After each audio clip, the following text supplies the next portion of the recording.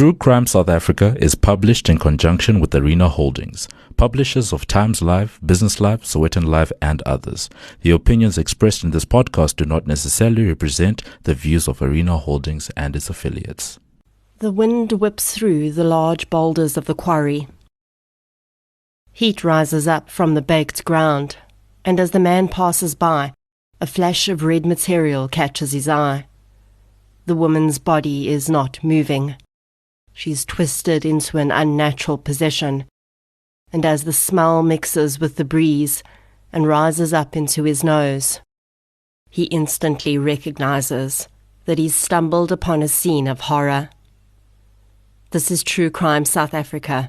I'm Nicole Engelbrecht, and you're listening to episode 69, The Serial Crimes of Richard Nyauza.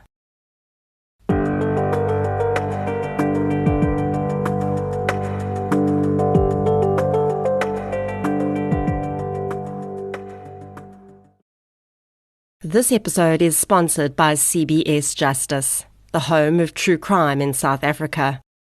After listening to this week's podcast, I think you'll agree that the man we're discussing today is certainly one of the country's worst serial killers. So when you're finished listening, why not watch The World's Most Evil Killers tonight at 9:50 p.m. on DSTV, channel 170, for even more insights into the chilling mind of a serial killer. Tonight's episode delves into the mind of Peter Moore, a murderer who admitted to attacking 50 men over a 20-year period. A huge thank you goes out to CBS Justice for sponsoring this episode of True Crime South Africa. Before we get into today's episode, I'd like to thank our new supporters for the week. A huge thank you goes out to Laura Kennard, Bronwyn, Zahir Baila, Janet de Koning, and Lynn for your support on Patreon. Thank you so much, everyone. Your support really does make a huge difference. If you'd like to support the show on Patreon or PayPal, I'll leave a link in the show notes. There are now additional ways that you can support the show, with 2 online businesses providing 10% discounts when you use the code TCSA10 at checkout. You can get your health and beauty needs at King Online, and you can get all your printing requirements designed, printed, and delivered by PrintCrowd. You can also help to support me as an individual creator by checking out the companion podcast I created with Showmax for the Devilsdorp documentary, or by purchasing the Krugersdorp Cult Killings audiobook on Audible, Google Play Books, or Apple Books. As always, any form of support is greatly appreciated, and it doesn't have to be financial. Sharing of episodes, inviting your friends and family to listen, and interacting on social media all go a long way to keep the show growing and improving. You can also leave a review on the podcast app you use to listen. If your podcast platform does not have that option, a Google or Facebook review is equally helpful. Today's case is one of a serial murderer. I selected this specific case because I think it presents a few really interesting themes that are important not just for victim advocacy, but also for those who consume true crime across different countries, as many of TCSA's listeners do. My main source for today's case is the book Profiler's Diary by Dr. Gerard Labuschagne. I had the privilege of interviewing Dr. Labuschagne last year when he released the book, and I really enjoyed picking his brain on all things criminal and serially so. Although I would often either have a good amount of information about the perpetrator's background or the victim's background, in today's case I have very little of either. Information about a serial murderer's background is often gleaned when mitigation in sentence is led, or if they're interviewed at length after their crimes. Due to the nature of this case's investigation and trial, neither of those would be forthcoming. And in a way, that's perhaps for the best, because thanks to this perpetrator, we also have almost no information about any of his victims. In many cases, not even their names. So I guess it makes it a little more fair that we know nothing about him either. Instead, In today's episode, I'll be focusing on aspects of the investigation, forensic work, and profiling elements that made this case one that Dr. Labuschagne would go on to use as a teaching example throughout his career. So let's get into episode 69, The Serial Crimes of Richard Nyauza. The following episode may contain sensitive material, including descriptions of violence, sexual assault, or graphic descriptions of injuries to victims. If you feel you may be triggered by such material, please consider this before accessing our content. To access trauma counseling or services, please see the helpline information on our show notes. In 2002, several serial murderers were active in South Africa. In his book, Profiler Diaries, Gerard Labuschagne recounts how he'd been in the latter stages of a specific serial investigation at this time. The perpetrator of one such series, dubbed the Highwayman Murders, would be arrested that year. Elias Shorke had murdered women in areas in and around Pretoria and its surrounding highways. When Shorke was arrested in November of that year, Gerard and the team he headed, the Investigative Psychology Section, later converted to a unit, believed that Shorke had been responsible for all of the victims they'd found in the area from January to his arrest in November. After the man's arrest, though, it was revealed that Shorke had been in prison from January to September of 2002, and he therefore could not have been responsible for 5 of the victims who'd been murdered during that time. As a side note, it's pretty impressive that in the Shorke series, he was arrested just 6 weeks after the series had been identified. This is actually not uncommon for serial murder investigations in South Africa. On average, we're able to arrest a serial murderer within 6 to 8 weeks of a series being identified, and that average was perfectly adhered to in Shorke's case. Labuschagne explains that in most serial cases, it is standard practice to include cases if they match in most aspects until they can be conclusively excluded. With Shorke behind bars, the IPU started to re-investigate the 5 cases between January and September 2002. If Shorke had not been responsible for these murders, that meant that 2 serial murderers had been overlapping during that period of time, in the same location and in very similar modus operandi, and one of them was still out there. The first victim, discovered in 2002, was found on the 13th of January. The woman was severely decomposed. She was lying on her back, completely naked. As a result of the severe decomposition, the woman's cause of death could not be determined, and she would never be identified. On the 22nd of April, the second victim was found. This woman was even more decomposed than the first had been, but when the skull bone was viewed on its own, it became clear that the victim had sustained blunt force trauma, and this was likely the cause of her death. The third victim was found on the 13th of June. She was floating face down in a small river that ran nearby to the quarry area the other victims had been in. The woman was naked from the waist down, and her jersey was pulled up over her breasts. This victim had also died due to blunt force trauma. Her hair was neatly braided, and she had pink nail polish on her finger and toenails. It is small details like this that really strike me about the information that Gerard Labuschagne presents in his book. He is a pretty tough person, and like so many others in his field, comes across as hardened, likely through necessity. But he notices and relays these small descriptions that really represent the humanity of these victims. In these points, you can start to picture this young woman waking up on the morning that would be her last, neatly braiding her hair.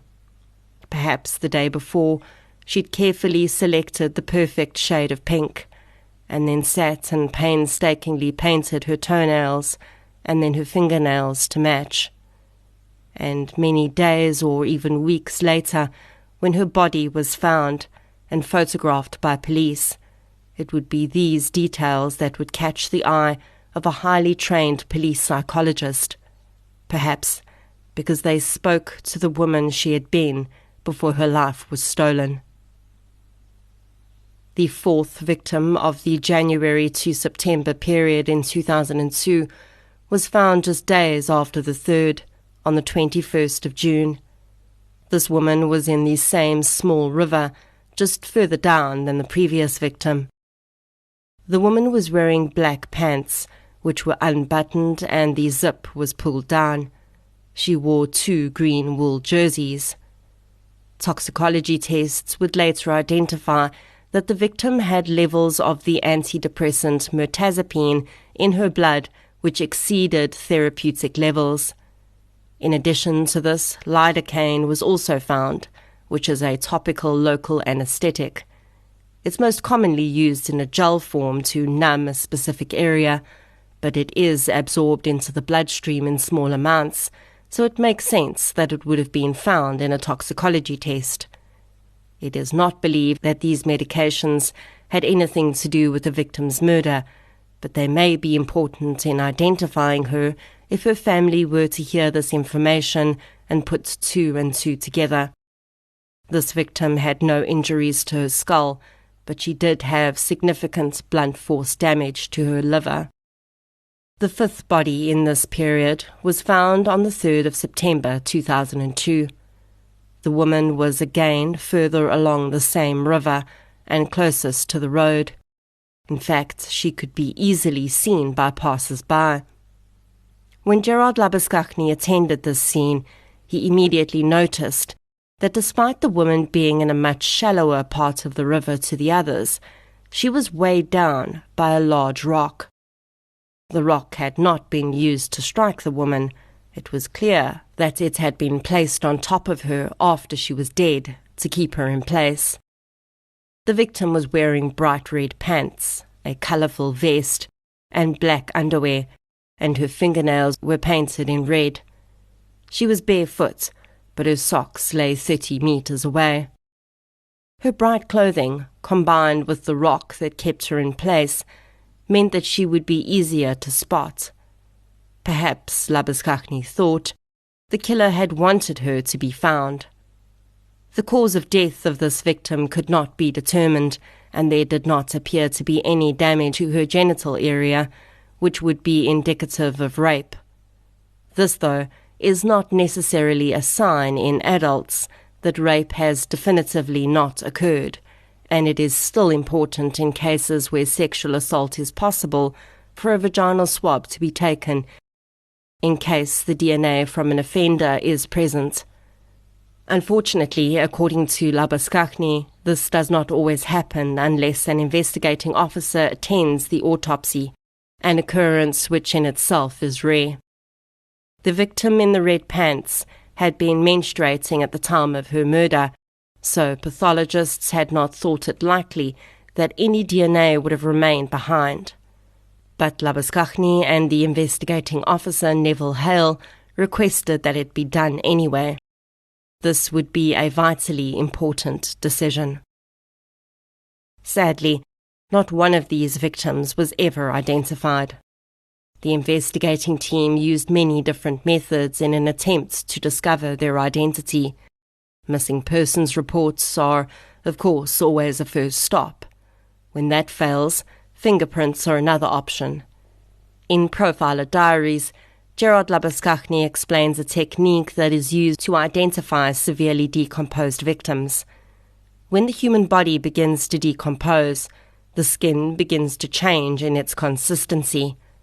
A phenomenon called skin slippage occurs, where the junction between the dermis and the epidermis begins to break down, and skin can pull away when a body is touched or moved. When this breakdown in skin has already started, it can be very difficult to get clear fingerprints from a body. When this happens, Labuschagne explains the pathologist will carefully remove the skin from the fingers, including the lines and walls which make up our unique fingerprints. They will then roll the skin onto their own gloved hands, essentially reforming the deceased's prints on their own fingers. This technique was used with many of the 5 victims that were found in 2002. The prints were sent to Home Affairs, but no identification was returned from this process. Another technique which would be used is facial reconstruction. Severe decomposition changes the shape of the face as well as its features, and it is of course not possible to take a photograph of a severely decomposed person and publish their picture in a newspaper in the hopes that someone may recognize them. The face can be reconstructed, though, by an expert in facial anatomy. The skull will often be stripped completely of any flesh, and then clay, plastic or wax may be applied directly to the skull to reconstruct what the victim's face would likely have looked like in life. As technology has advanced, it is now also possible to do this digitally. Images of the reconstructed faces of these women were posted in townships and suburbs close to where they were found, but sadly, no identifications were forthcoming from these efforts either. Identification of a victim is vital to an investigation. This will become clear later on in this episode when we see some victims being identified and how important the information about their lives and their movements before their death become. With all leads run down in these 5 murders, and the murderer seemingly having stopped or moved on somewhere else, there was little for Gerard and the individual investigators to do but wait. 4 years later, in 2006, Detective Warrant Officer Buti Baloy from Vierde Bridge SAPS in Centurion approached the IPU. The detective had 2 murders he was investigating, and he was sharp enough to realize that the circumstances around the murders pointed to a possible serial murderer. The victims had been found near an open-pit quarry along the R55 between Sandton and Pretoria West. Labuschagne told Baloy about the 5 cases from 2002 which had remained unsolved, and it seemed likely that the killer had returned from a hiatus. The first case Baloy presented to the IPU was a woman found on the 2nd of January 2006. She was completely naked and floating in the very same river that the 2002 victims were found in. The victim's cause of death was a combination of strangulation and blunt force trauma to her chest. Although she was never identified, they managed to obtain a sample of male DNA from her body. The second case Baloy had arrived with was a body found just 6 days later. This woman was also completely naked and found in a field near the river. She was unfortunately severely decomposed, and no forensic evidence could be found in or on her body.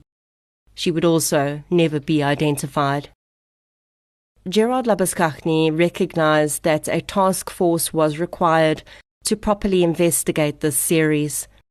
A task force is a small group of SAPS members with various specializations who were given permission by the higher-ups to work solely on a single major case or series for a specified period of time.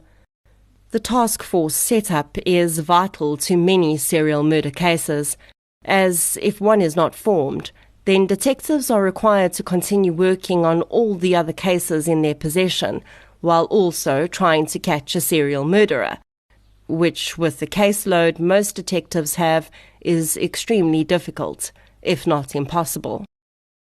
It is the approval for these task forces that Labuschagne explains is a serious obstacle, at least in 2006. Labuschagne puts in a formal request for a task force in January when Baloy approaches him about his 2 cases. It would eventually take 5 months for the task force to be approved. During this time, Labuschagne was working on 9 other active serial cases in various provinces, and also testifying in cases he'd helped to wrap before that. Baloyi would have been forced to continue working all of his other cases while having no other choice but to wait for the next body to be found. This happened on the 27th of February 2006. Baloyi called Gerard Labaskachny to the scene. The woman was in the same river as the others. She was wearing a blouse and a skirt, but her underwear had been removed. An autopsy would indicate that she'd been strangled, but had perhaps been left unconscious in the water, and her eventual cause of death was drowning. This victim was never identified. On the 21st of April 2006, the fourth victim in this part of the series, and the ninth victim overall, was discovered. The woman was wearing only a skirt which was pulled up to her waist. Her body was severely decomposed, and entomological evidence from the insects on and around her indicated she'd been deceased for at least 2 weeks. Her cause of death was undetermined, and she was not identified. The fifth victim of the 2006 series was found on the same day as the fourth. The victim was even more decomposed than the other, with parts of her body already mummified. She was clothed in tracksuit pants and underwear which were pulled down to her ankles. She had a white cloth wrapped around her neck, and 2 metal basins lay beside her body. Due to the extent of the decomposition, a cause of death could not be determined for sure, but it was very likely that she was strangled to death with the ligature. This victim would be the first to be identified. After going through missing person reports, the clothing she was wearing, as well as the basins near her body, would initially identify her as Evelyn Dube. Evelyn was 33 years old and a Zimbabwean citizen. On the 19th of March 2006, she'd left her home to travel to Olivenhoutbosch township to sell metal basins. She never returned home. Entomological evidence put Evelyn's death at approximately 30 days before she was found, which matched almost exactly with the last time she was seen. Her identity was confirmed through a DNA match to her parents.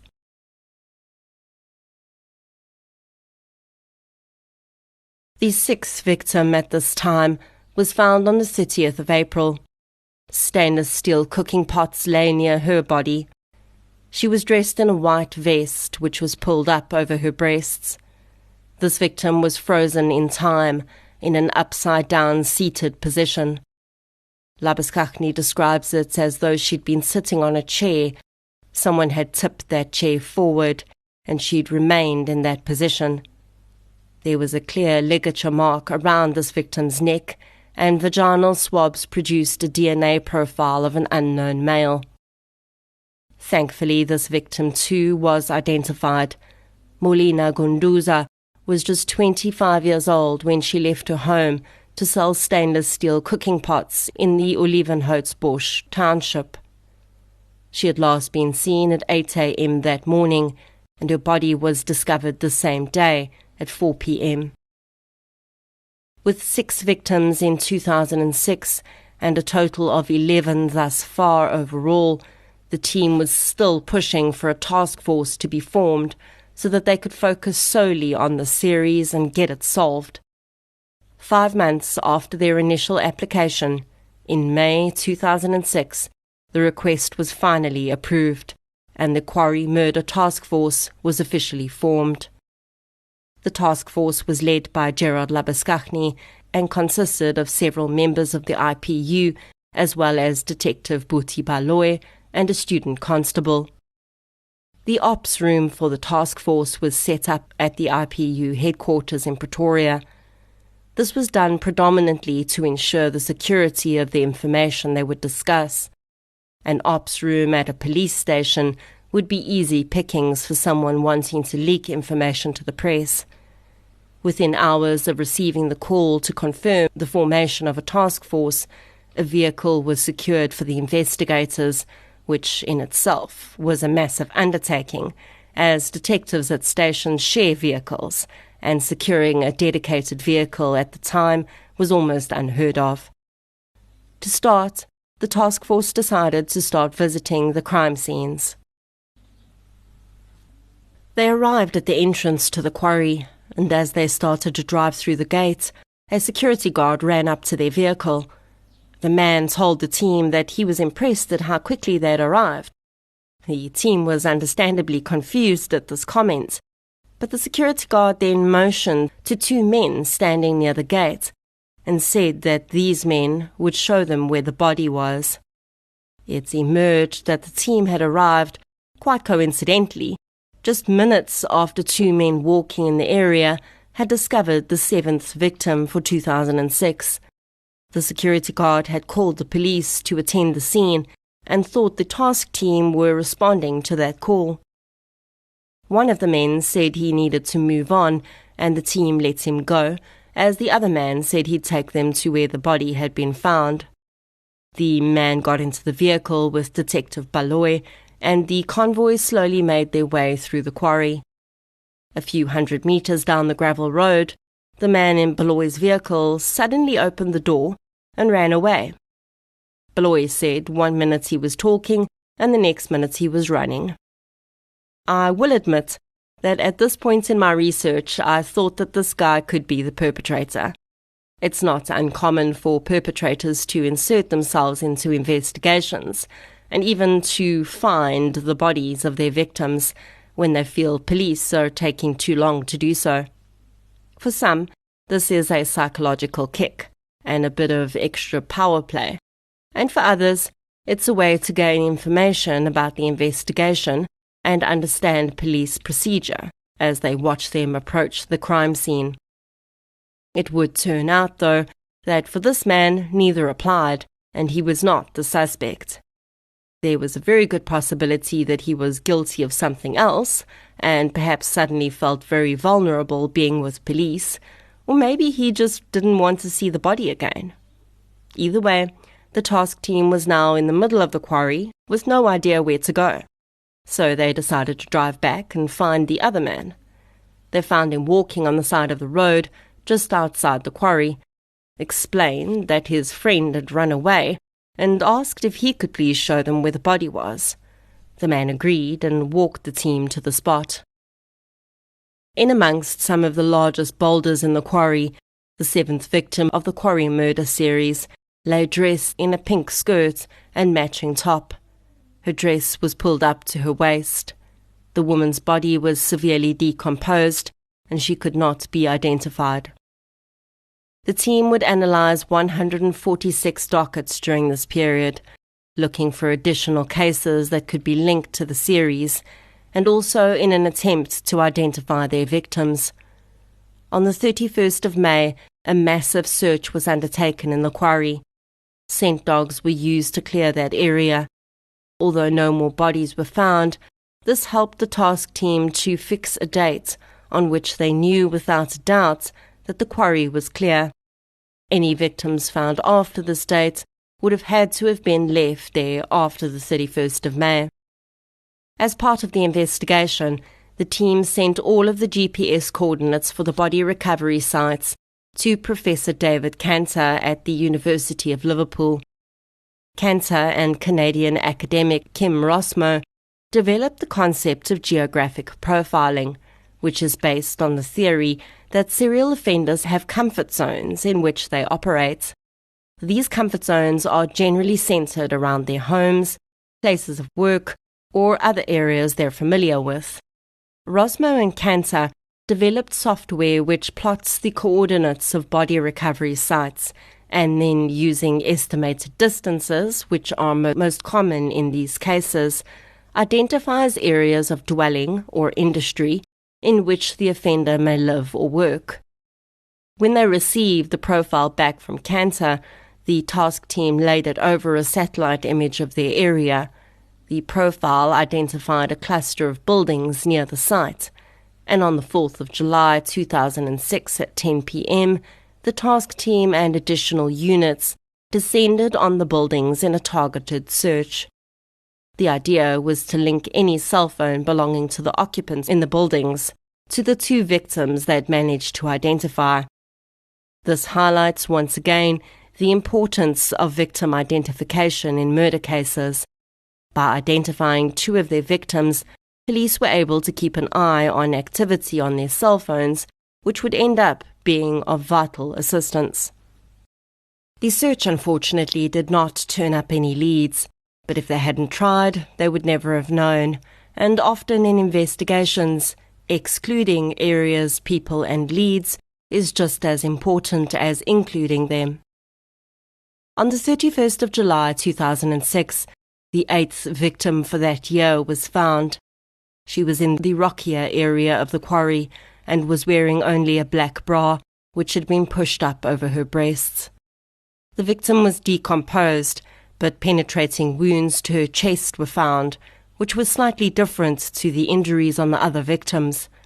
The wounds were described as pin-like, round and about 2 to 3 millimeters in diameter.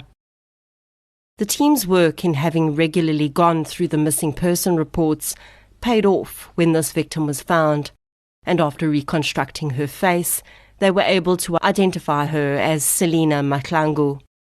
30-year-old Selina had gone missing around the 29th of May when she'd received a telephone call about a job offer. She and her boyfriend had arrived in the Lievenhoutsbosch area shortly afterwards. Her boyfriend had accompanied her as a safety precaution, but when they'd arrived at the meeting place, her boyfriend said she'd gone back inside, met with a man she called Jabu.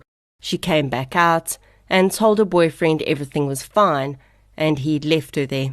He had never seen her again. Selina's cell phone would remain active for quite some time after her murder, and the police used this as an investigation tool as well.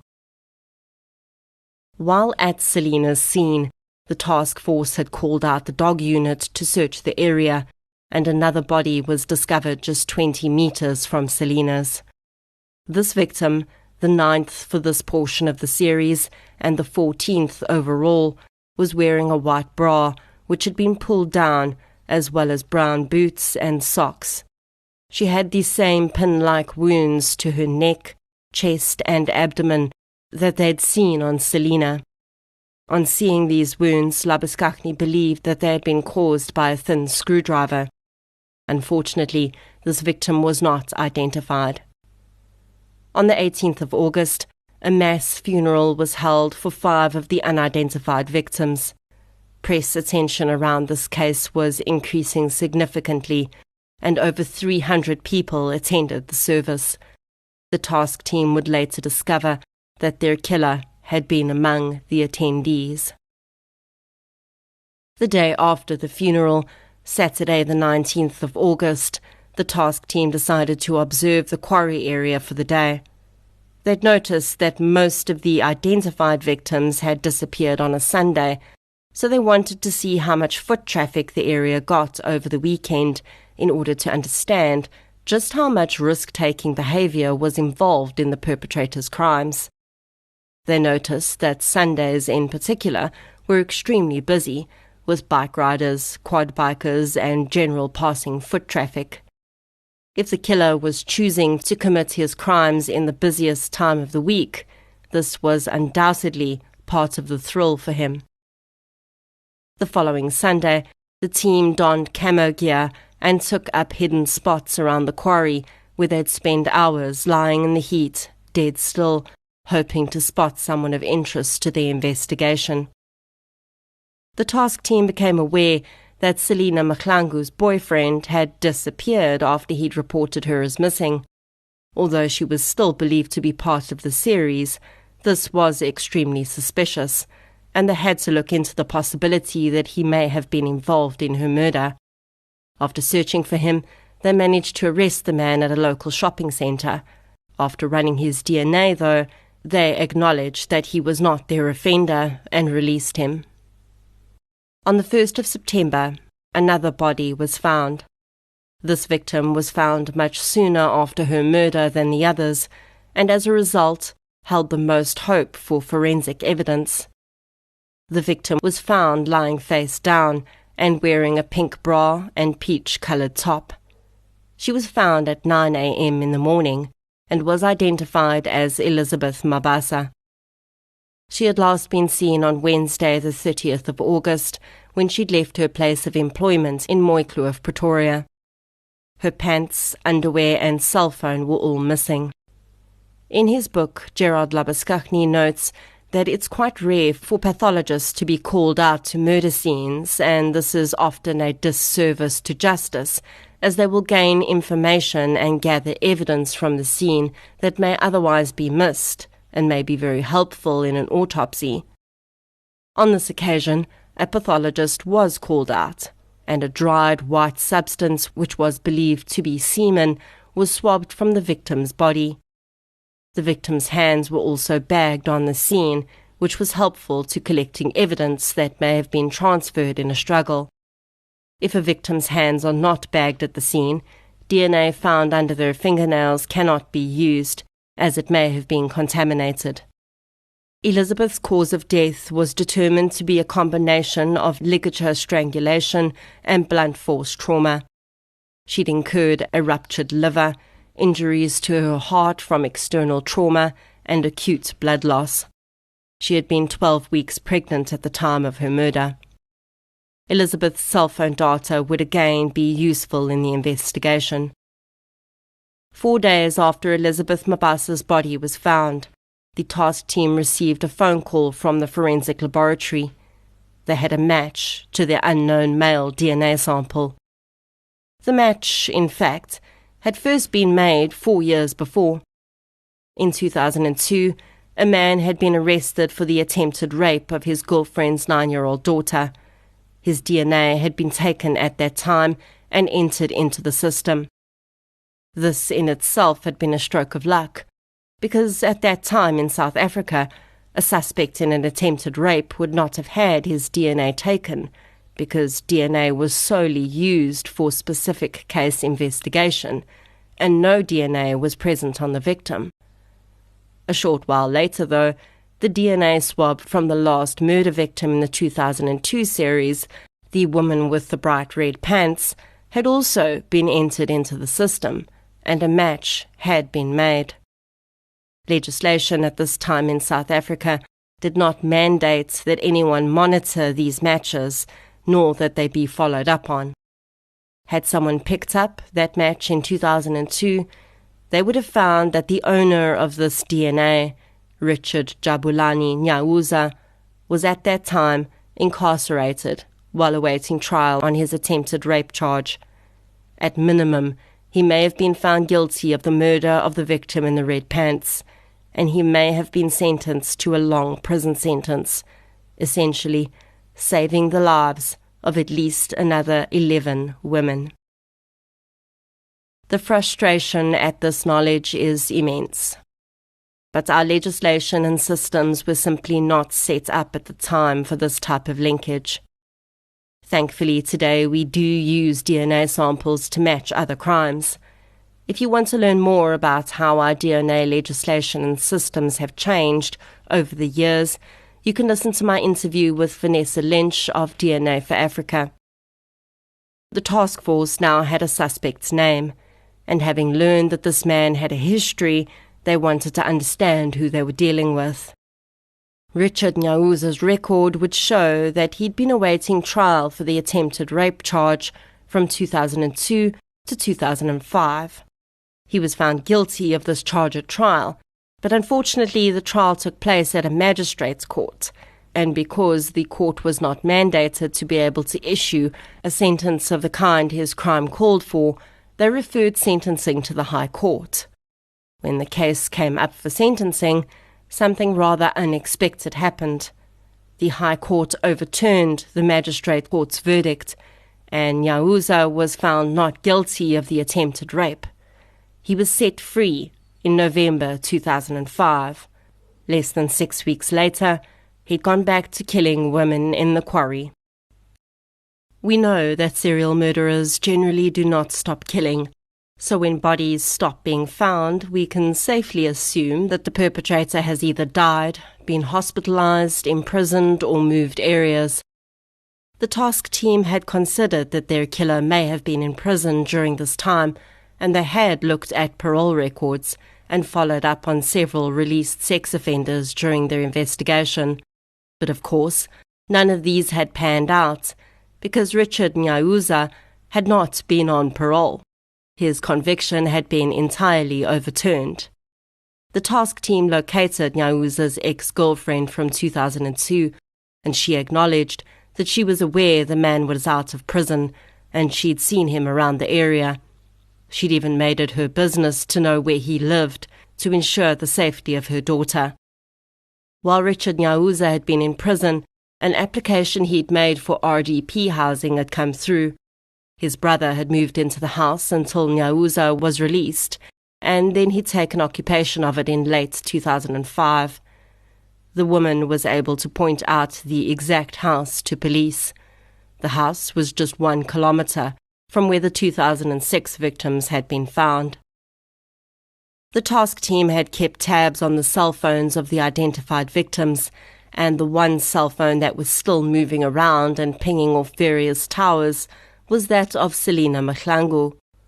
Selina's boyfriend had told police that she'd been in contact with a man who called himself Jabu when she disappeared, and this fit as well because Richard Nyauza's middle name was Jabulani. When police approached Nyauza's house, he was not home, so they backed off and placed an undercover policeman at a nearby shebeen. Officer Mokoena had a full view of Nyauza's house and sat watching while the rest of the team gathered at a garage nearby waiting for his call. In addition to this, they activated Mokoena's cell phone on the tracking system so that they could watch as Selina's phone, which they believed to be in the possession of Nyauza, and Mokoena's phone came closer together, indicating that he was on his way home. Sure enough, as the 2 dots on the screen moved closer and closer together, Officer Mokoena alerted the team to the arrival of 2 men at the home of Richard Nyauza.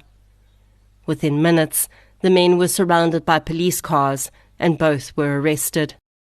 The men were identified as Richard Nyauza and his brother. The brothers were separated, and Richard was placed in a police car with the policeman Detective Inspector Mornay du Toit. This was definitely a strategic move, as du Toit worked predominantly undercover and was known for his excellent people skills. He had a talent for getting under the skin of those he was around. While du Toit and Nyauza sat smoking cigarettes in the police car, forensic teams descended on the man's home. When he was arrested, the cell phone he was carrying contained Selina Mahlangu's SIM card. Inside the house, police found Elizabeth Mabasa's handbag and cell phone. A while after the arrest, du Toit approached the task team and told them that Richard Nyauza was talking. He would go on to provide a full confession and pointed out several of the crime scenes. The pointing out of crime scenes by murderers needs to be conducted in a very specific way. As you may have noticed in many of the serial murder cases I discuss, although the suspect confesses and points out scenes, they often retract these confessions when it comes to trial, and when this happens, it's vital for the state to be able to show that the locations of the scenes could not in any way have been known by the suspect if he or she had not actually committed the crimes.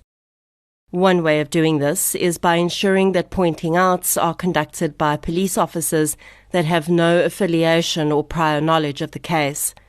This way, the suspect can't claim that he was shown where the scenes were.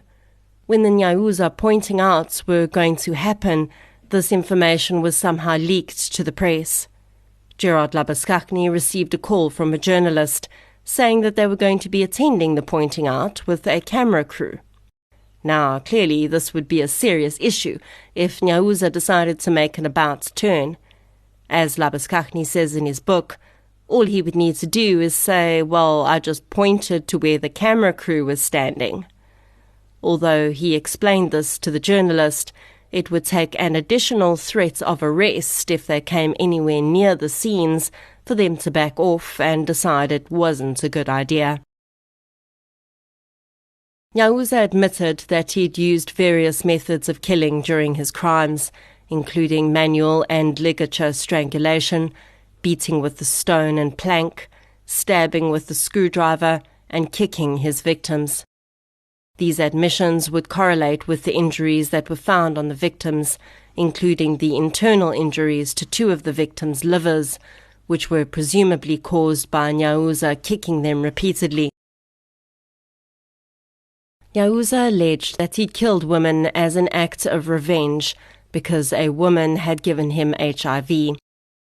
As far as the identity of his victims were concerned, the man was of little help. He mentioned several different first names, but none of these led to the identification of any of his victims.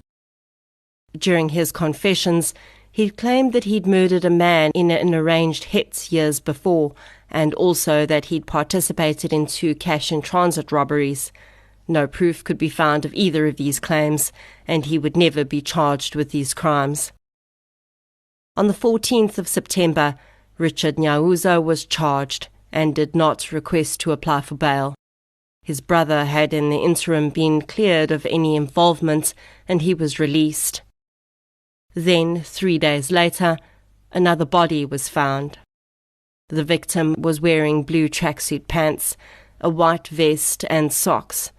She was identified as Kuna Rosina Mozvana. She too had been lured by the offer of a job. The task team was concerned. DNA told them that they definitely had the right man in custody for the crimes thus far, but who then had killed Kuna Mozvana? Labaskakni says that in his entire career working with serial crimes, they've never had a copycat. A copycat, of course, is a killer that replicates the modus operandi and victim selection of another serial murderer. There had been several occasions where particularly men who killed their wives or girlfriends had used a known serial killer hunting ground to dispose of the body, hoping the murder would be written off as part of the series. But Kuna's murder did not seem to be one of those either.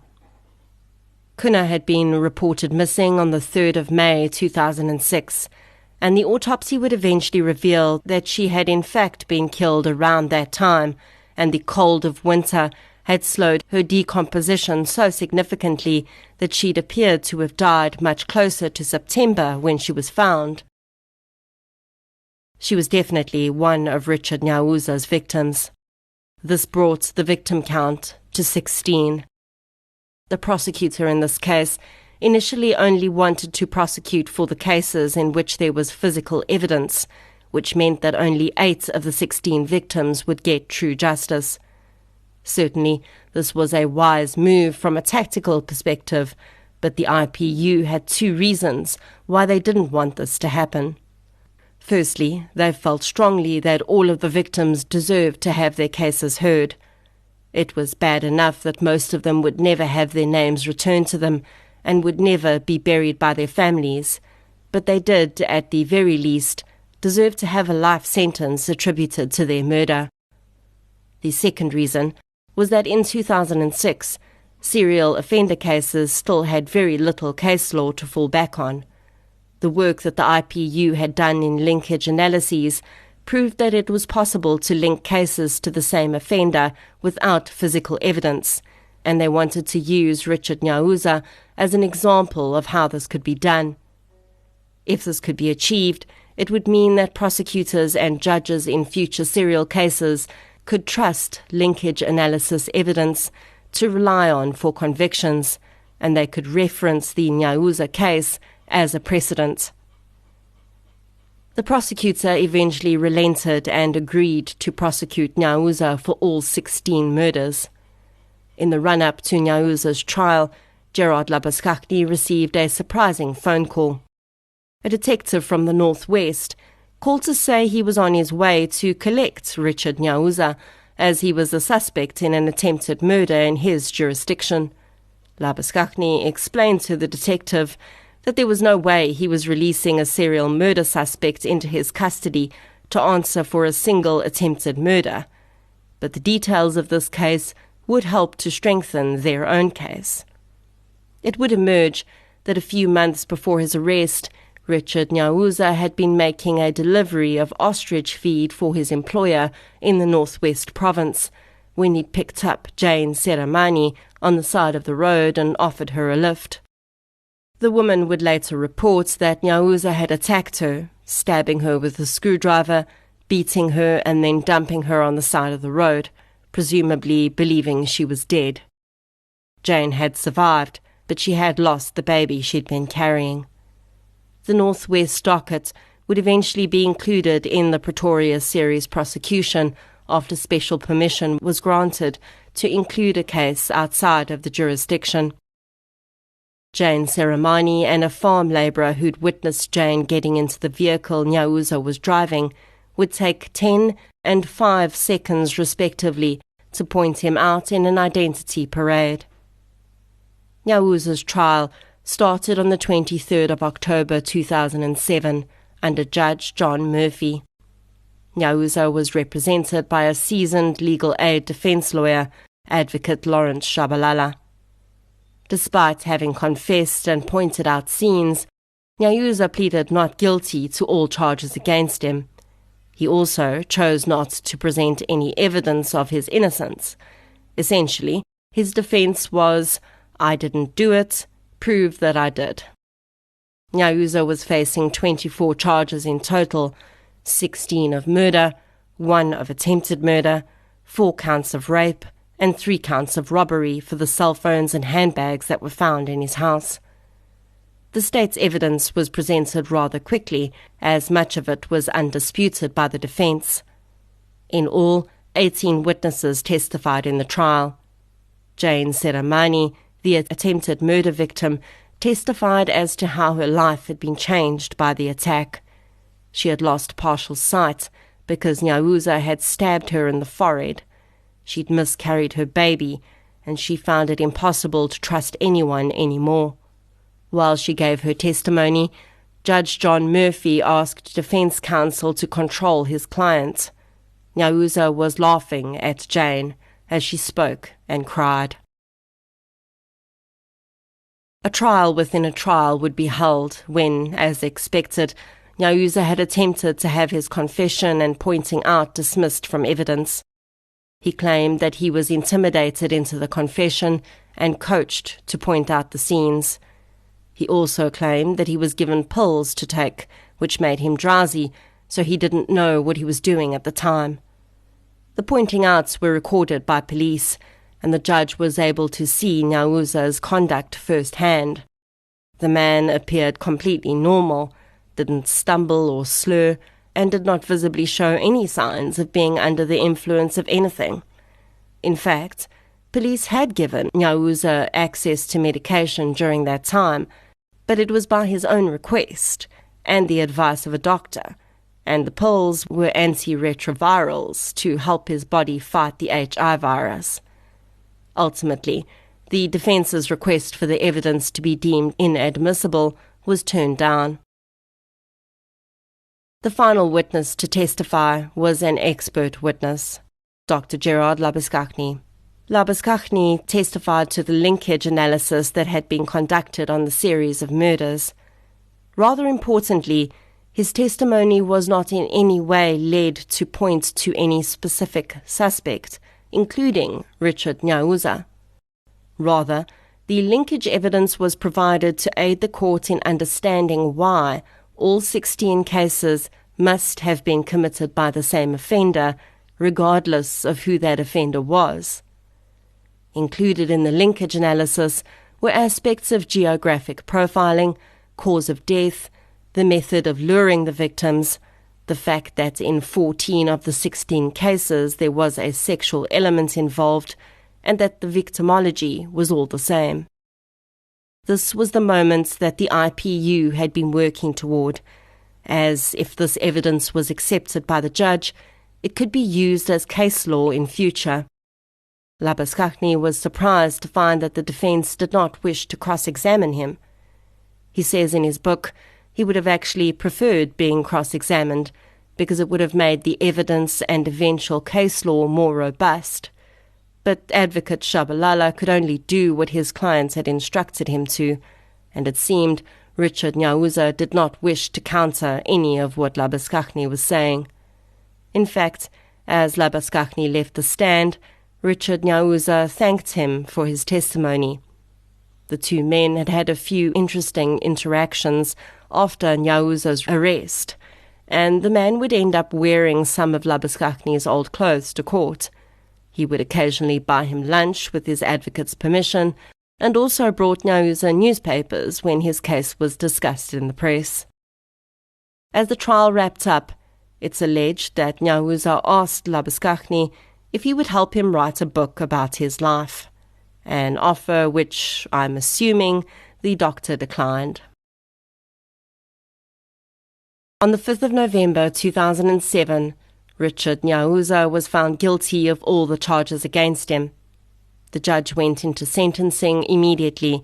As with the severity of the charges, there was little mitigating evidence that could be led, and aggravating evidence was pointless because the crimes already qualified for life sentences. Nyauza was given a life sentence for each murder, so 16 in total. For the rapes, he was given 80 years and 45 years for the robberies. The judge also said that Nyauza should remain in custody for the rest of his natural life. Richard Nyauza smiled as the judge passed down his sentence. When asked by a journalist how he felt, he quite honestly said he didn't actually feel anything, and that as far as he was concerned, nothing had changed.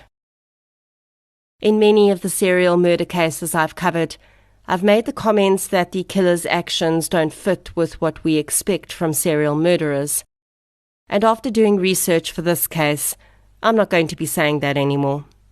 Because I've come to the realization that South African serial killers are actually behaving exactly the way South African serial killers behave. It's our expectations that are different. And serial killers in Peru behave exactly the way Peruvian serial killers behave. And so do Chinese serial killers, and so on and so forth. As consumers of true crime content, we've come to expect all serial offenders to behave the way we've seen on television and listened to in other podcasts or read about in books.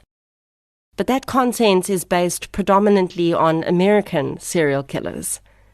Does the country you're in really have such a big influence on the way crimes are committed? The answer is a resounding yes. In researching this case, I came across a research paper written by Gerard Labuschagne called An Examination of Serial Homicide in South Africa. And the paper details all the ways in which South African serial offenders are unique, or at least the pattern of behavior that is considered normal, as far as this abnormal behavior is concerned, for serials in our country. You may have noticed that a lot of serial killers in South Africa use con stories to lure their victims. Very often, these con stories surround jobs. Labuschagne says that this is something his colleagues in Europe, for example, find very difficult to understand. And it's simply because our economic situation and high levels of unemployment support this behavior. A South African serial killer attempting to use this MO in America or the UK would be highly unsuccessful, because the level of desperation doesn't exist in as large a portion of their population as it does in ours. A quote that supports this directly from the aforementioned paper is as follows, quote, "In a study following up on the issues relating to the consistency of victim type, showed that the offender using a con story to lure his victims occurred in 47% of incidents in South Africa," end quote. You may have also noticed that South African serial killers tend to use many different methods of killing, so much so that it's actually become the norm for us. When we hear this, we believe it's abnormal behavior, because the media has taught us that serial killers use the same method of killing every time. Well, maybe American serial killers do, but South African serial killers don't. This comes down to opportunity. Guns are almost never used in serial homicides in South Africa, whereas in America they are regularly used, and ballistics even form part of US linkage analyses, whereas they don't in South Africa. South African serial killers use what is at hand, and very often that's different for each murder. Another point that's important in local serials is that almost 20% of our serial victims are never identified. We saw this in stark reality in this case, with the vast majority of the 16 victims never being named.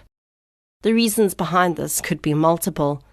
Perhaps missing person reports are not being effectively managed. Perhaps too many serial homicides don't get the resources like a task team that they require. Perhaps because so many of our people travel such great distances for work, they're not being reported missing. Another interesting fact about SA serials is that in 78% of serial murders in South Africa, the victim is found in the same place that they were killed. This undoubtedly is because the large majority of people in South Africa rely on public transport, and no one is going to transport a body by a taxi or bus. So they lure their victims with the promise of a job, take them to a relatively isolated spot, kill them, and leave them where they've killed them.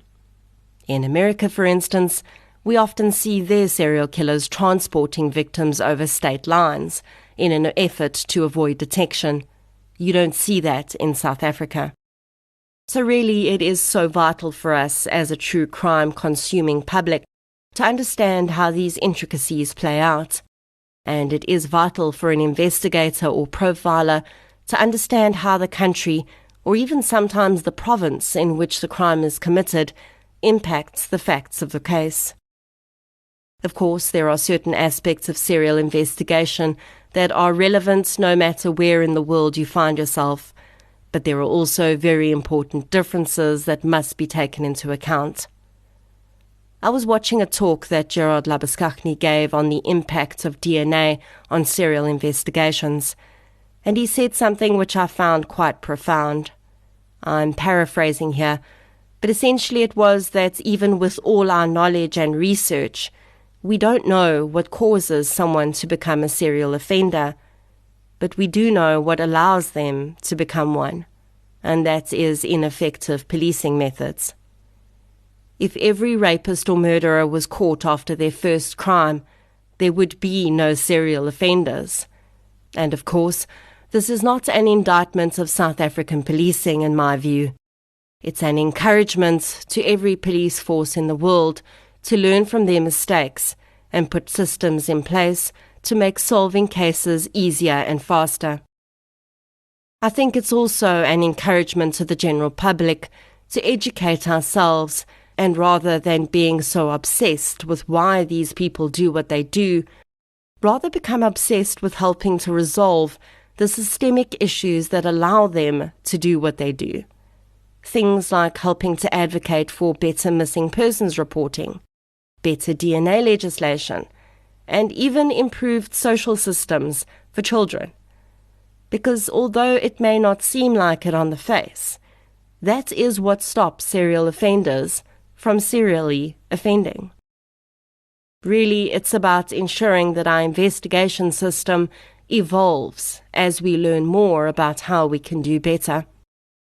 If there's one thing I can't wrap my head around in this case, it's that only 5 of Nyauza's 16 victims were identified. This was definitely not through lack of trying by the task team, but the fact remains that the families of 11 women in South Africa or its neighbouring countries have lived for 16 to 20 years, possibly believing that their loved one chose to walk away. Parents may have died, not knowing where their daughters are. Children have grown up, believing they were abandoned. 11 women lay in state graves, unmarked, unnamed, and unknown. I would love to be able to end this episode with 16 names, but I only have 5. Evelyn Dube, Molina Gunduza, Selina Mahlangu, Elizabeth Mabasa, Kuna Rosina Mosvana, and the 11 other unidentified victims. Rest gently.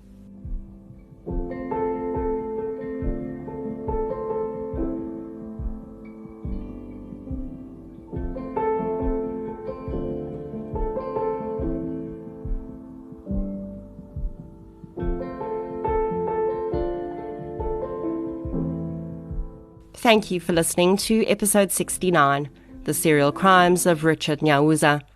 If you enjoyed this episode, please be sure to subscribe to the show on the platform you're using to listen right now. You can also follow us on social media. We're on Facebook, Instagram, and Twitter. I'll be back next Friday with another episode. Until then, as always, thank you for your support, and I'll chat to you soon.